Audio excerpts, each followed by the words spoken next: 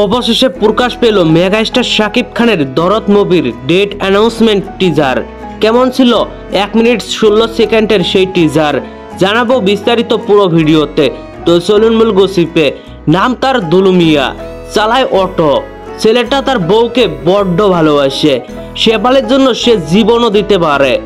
এমন রোমান্টিক সংলাপের মাধ্যমে শুরু হয় দরদের রহস্যময় ভরপুর টিজার।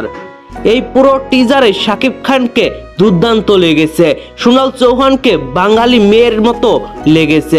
এক কথায় বলতে গেলে মানিয়েছে তাকে। দরদের গল্প যে এক রহস্যময়, এই টিজারে তার আজ পাওয়া গেছে। শাকিব খানকে দেখতে আলাভোলা মনে হলেও সে যে কি জিনিস সেটা সহজে কেউ টের পাবে না। যাই হোক, বাকিটা সিনেমা হলে দেখা যাবে। দরদ মুক্তি পাবে নভেম্বর মাসের 15 তারিখে।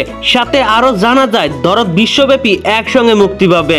টিজারে শাকিব খানের একটি হিন্দি সেট সঙ্গের ঝলক দেখা গেছে। অসাধারণ লেগেছে গানটা, তবে বাংলা টিজারে হিন্দি গান কেন এখনো ঠিক বুঝলাম না।